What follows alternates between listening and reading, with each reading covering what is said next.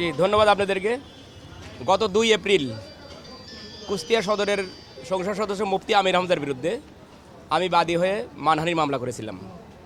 মামলাটার উদ্দেশ্য ছিল আমাদের সিরাজগঞ্জের কৃতি সন্তান, আমাদের হৃদয়ের স্পন্দন, আমাদের গণপ্রজাতন্ত্র বাংলাদেশ সরকারের মাননীয় মন্ত্রী জনাব ইকবাল হাসান মাহমুদকে কটূক্তি করেছিল, তাকে নাস্তিক বলেছিল। আমরা ক্ষুব্ধ হয়ে তার বিরুদ্ধে মামলা করেছিলাম গত 2 এপ্রিল 2026 সালে। 2 এপ্রিল মাননীয় আদালত তাকে হাজির হওয়ার জন্য সমনের আদেশ দেন এবং সমনের তারিখ আজকে ছিল। উনি হাজির হন নাই। মাননীয় আদালত আমাকে প্রশ্ন করলেন, যেহেতু সংসদ চলতেছে এই মুহূর্তে ওয়ারেন্ট দেওয়া ঠিক হবে কিনা। আমি বললাম, সংসদ চলার কারণে ওয়ারেন্ট দেওয়াতে কোনো বাধা নাই।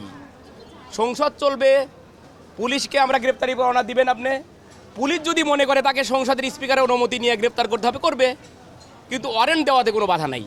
পরে আমার কথায় সন্তুষ্ট হয়ে মাননীয় আদালত বিজ্ঞ অতিরিক্ত চিফ জুডিশিয়াল ম্যাজিস্ট্রেট তার বিরুদ্ধে গ্রেপ্তারি পরোয়ানা জারি করে আজকেই আমরা ওয়ারেন্ট পাঠিয়ে দেব।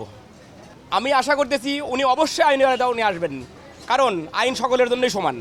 আমরা সকল নিয়মকানুন মেনেই ওনার বিরুদ্ধে মামলা করেছি এবং উনি যদি সংসদ সদস্য সংসদ চলাথক অবস্থায় গ্রেপ্তার করতে হয় পুলিশ স্পিকারের পারমিশন নেবে। যেহেতু আদালতের গ্রেপ্তারি পরোয়ানা, এখানে অবশ্যই মাননীয় স্পিকার পারমিশন দেবেন।